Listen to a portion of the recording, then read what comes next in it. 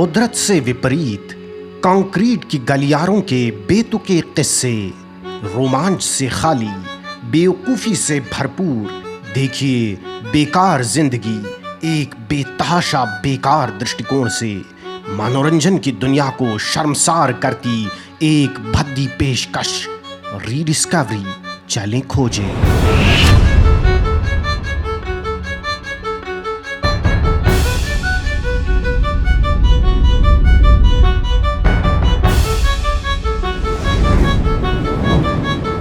जंगलों से दूर शहरों में मौजूद इस कंक्रीट की भूल भुलैया में पाया जाता है इस धरती का सबसे अजीब जीव, दुनिया का सबसे बुद्धिमान प्राणी, सृष्टि की संरचना का बेहतरीन नमूना, मानव।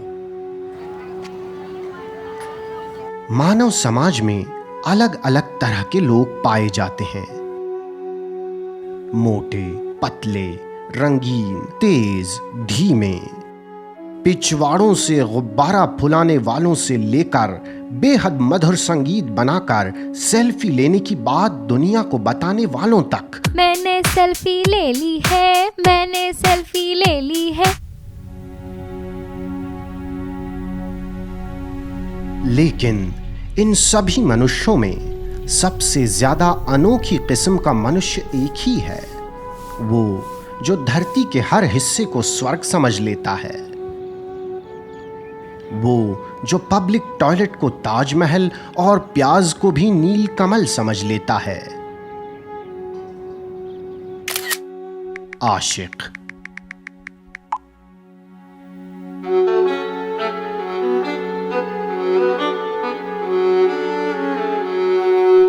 पूरी दुनिया में आशिकों की आबादी बढ़ती जा रही है। सारे विश्व में लगातार बढ़ रही बेवकूफ़ी की वजह से इस साल इनकी संख्या 6 गुना बढ़ चुकी है।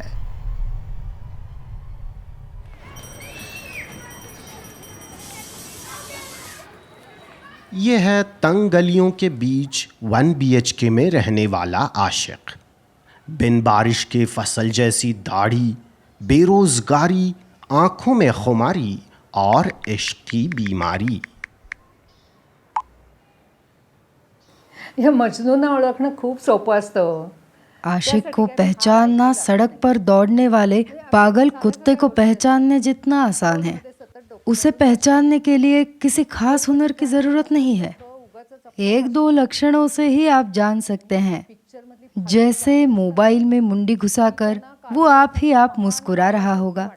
बॉलीवुड का कोई भी गाना उसे गालिब की शायरी मालूम होता होगा। उसे माशूक को बार बार गलती से कॉल लगता होगा। एक जमाना था मुझे आधे से ज्यादा कॉल इसी तरह गलती से लगे हुए आते थे। आशिकों को लगता है कि ये उनकी बचकाना हरकतें माशूक की समझ में नहीं आती, लेकिन उन्हें क्या पता, माशूक ने तो उसे पहली नजर में ही पहचान लिया होता है कि वो अव्वल दर्जे का दिया है। आशिक हमेशा ही बेरोजगार होते हैं। बेरोजगारी की वजह से ही इन्हें आशिकी करने के लिए बहुत ज्यादा खाली वक्त मिल जाता है। सिद्धार्थ, बेटा नहा लो। हाँ रुको जरा। किसी भी काम में इनका दिल नहीं लगता सिवाय एक काम के, आशिकी।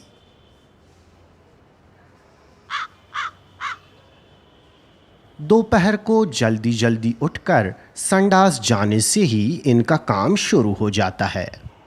जब तक मादा का जवाब नहीं आता दबाव बना रहता है और नर आशिक मल विसर्जन नहीं कर पाते। वो धूप सेकते मगरमच्छ की तरह बैठे रहते हैं, चाहे पैरों में क्रैम्प ही क्यों ना आ जाए।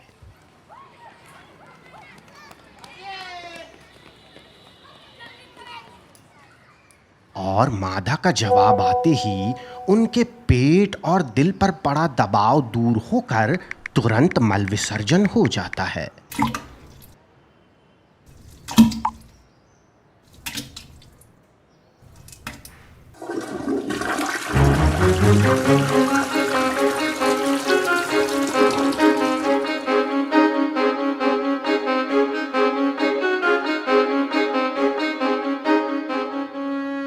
अपने झुंड के बाकी मनुष्यों को ये बिल्कुल पसंद नहीं आते। देखो देखो, धरती का बोझ देखो, पढ़ाई छोड़ दी, सीए छोड़ दिया और मुफ्त की रोटियां खा रहा है घर पर बैठकर हरामखोर। मैं इसकी उम्र का था तब 2 बच्चों का बाप था। बात बात पर आशिकों को उनकी औकात दिखाई जाती है। बैंक के एग्जाम का क्या हुआ, पूछो उससे। क्या होना है? उस मैनेजर ने खुद ने 2 बार फोन किया था, इस सुअर की औलाद ने उठाया ही नहीं। मैंने आपसे कहा ना, मैं अपनी तरह से कर रहा हूँ। मुझे आप जैसी दूसरे की गुलामी नहीं करनी जिंदगी भर।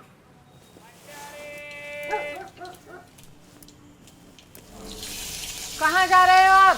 पानी गर्म किया है मैंने। तो पी लो वो। महलों ये तख्तों ये ताजों की दुनिया, ये इंसान। झुंड के बाकी मनुष्यों की तरह इनके दिल की मांसपेशियां मजबूत नहीं बनी होती और दिमाग में भी कुछ कुछ भुस भरा पाया जाता है। प्रेम नहीं, ये आशिकी नहीं, देवदास की रेसिपी बन रही है। ऐसी आशिकी को जीवन भर का साथ मान लेना यानी अपने पादे हुए को तूफान मानने जैसा है। लेकिन क्या करे, टेस्टोस्टेरोन की बाढ़ अकल की दीवार से नहीं रोकी जा सकती। व्हाट्सएप से मैट्रिमोनियल साइट तक आते आते जिंदगी के 7-8 साल गंवाना इस जंगल की रीत है। वैसे भी बेरोजगारी और जवानी एक साथ आ जाए तो वो आपको जिंदगी के कई अहम सबक सिखाकर ही दम लेती है।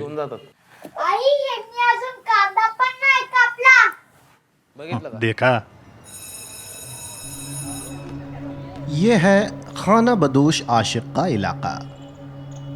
ये एक कॉलेज है, लेकिन आशिक यहाँ पढ़ने के लिए नहीं आया है, बल्कि वो तो मादा की गंध को सूंघते सूंघते यहाँ तक आया है।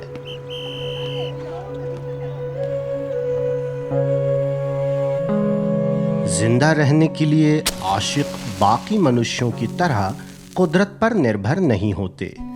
वो अपनी ऑक्सीजन हवा से नहीं बल्कि सुट्टे से पाते हैं। चाय इनकी पानी का स्रोत है और इंतजार इनका भोजन है। बाबू,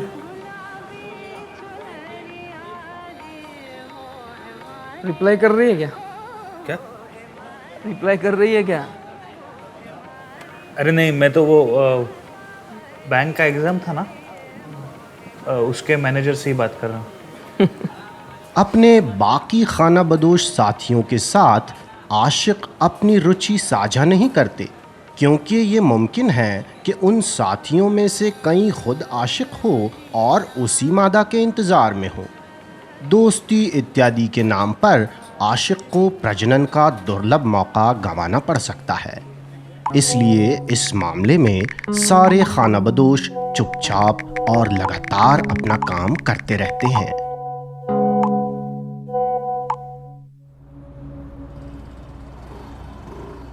लगातार मेहनत करना आशिकी का अहम उसूल है। ये किसी ऐरे गैरे का काम नहीं है जो ज़रा सी नाकामयाबी से मायूस हो जाए। आशिकों के डीएनए की संरचना ही इस प्रकार की होती है कि आशिकी के लिए की गई मेहनत उन्हें मेहनत मालूम नहीं होती।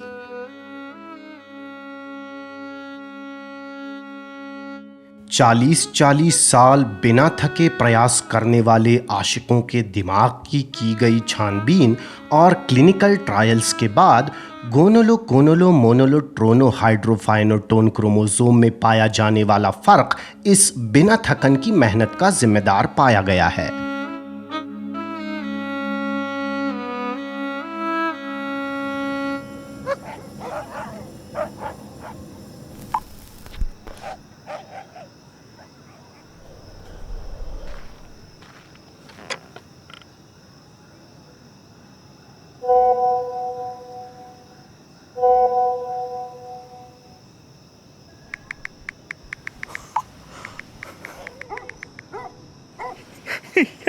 Yes. अबे भेंडी, I'm sorry. शहर की भूल भुलैया में दिन रात सफ़र करके college campus, canteen, mobile phone वगैरह जगहों पर अपनी जिंदगी का लगभग चौथा हिस्सा गंवाने के बाद आशिक के दिल की बंजर धरती पर बारिश की पहली बूंद गिरी है। बालों को साफ करना, चेहरे से घास फूस हटाना, नदी में तैरकर बदबू दूर करना और बेहद खर्चा करके खुशबूदार होना, सारी तैयारी हो चुकी है। ये है आशिक, ये है इसकी औकात में समाने वाला महंगा रेस्टोरेंट, और ये है उसकी औकात में न समाने वाला माशूक। बाकी खाना बदोशों से बचकर आखिरकार नर आशिक ने मादा माशूक से मुलाकात कर ही ली। लेकिन मादा माशूक भी इतनी आसानी से आशिकी के लिए राजी नहीं होती। मादा ढेर सारे बहाने बनाती है। क्या चल रहा है आजकल?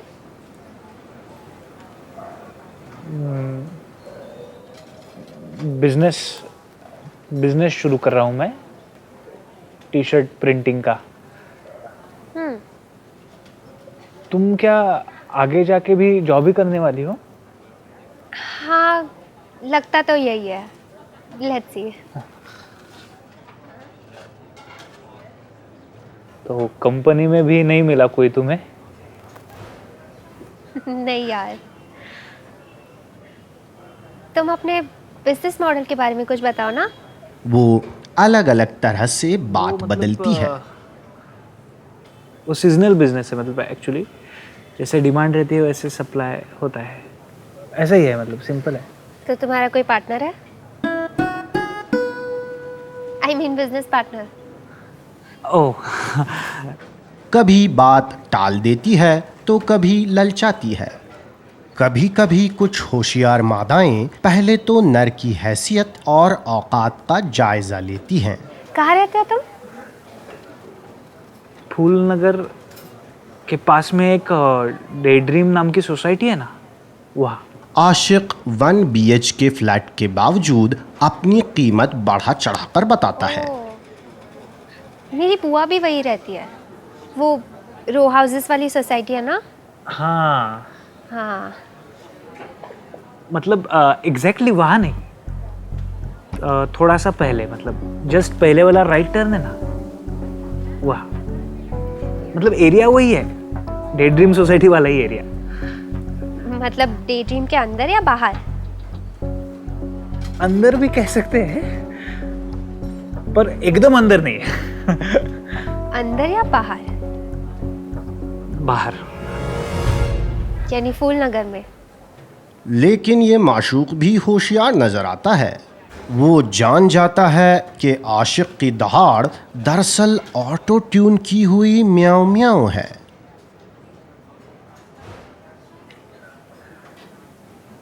तुम्हारा हमारे बारे में क्या ख्याल है? मतलब तुम्हें ये मुलाकात कुछ अलग नहीं लगती?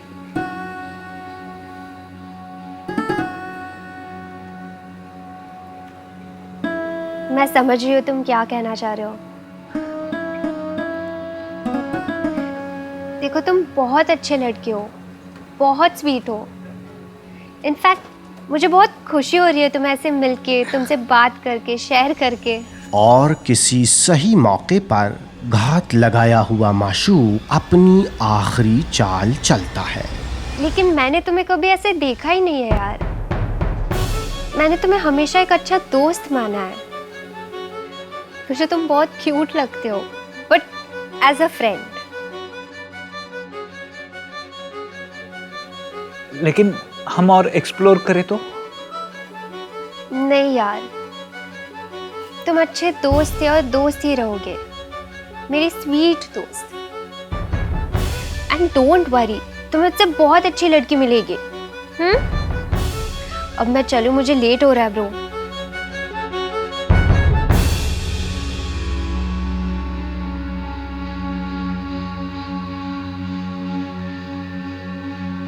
आशिक को इस इलाके से खदेड़ दिया गया है। Anything sweet sir? मैं हूं ना स्वीट। उसे न सिर्फ अपनी पूंजी बल्कि अपने नाजुक जज्बात का भी भुगतान करना पड़ रहा है। याद पिया की आए अब आशिक अपनी पानी की जरूरत चाय के होटल से नहीं बल्कि दारू की बोतल से पूरी कर रहा है।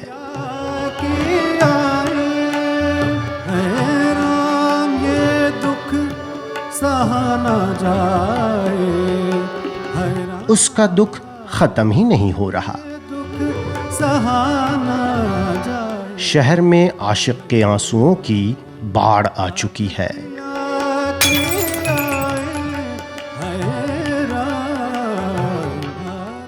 इस बाढ़ में सारी फूल पत्तियां बह गई हैं। यहाँ तक कि वापस जाने के सारे रास्ते भी बाढ़ से बंद हो चुके हैं। बेकरारी बेकरारी बेकरारी बेकरारी बेकरारी बेकरारी। शहर के जंगल का ये जवान शेर अब गजल के शेरों में उलझ गया है। उसकी दाढ़ी और फ्रस्ट्रेशन फिर से बढ़ने लगा है। बेकरारी बेकरारी बेकरारी बेकरारी बेकरारी बेकरारी बेकरारी। 1 BHK में बैठा आशिक अब खामोश है। सारा शोर झुंड के बाकी सदस्यों का है।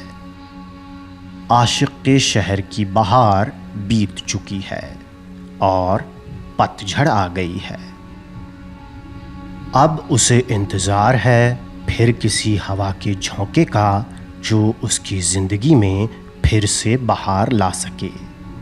उसके दिल के तपते रेगिस्तान में बारिश की ठंडी बौछारें छिड़क सके। जब तक नई घटा नहीं आती, आशिक को अपनी दुनिया की तपती धूप को सहना ही पड़ेगा।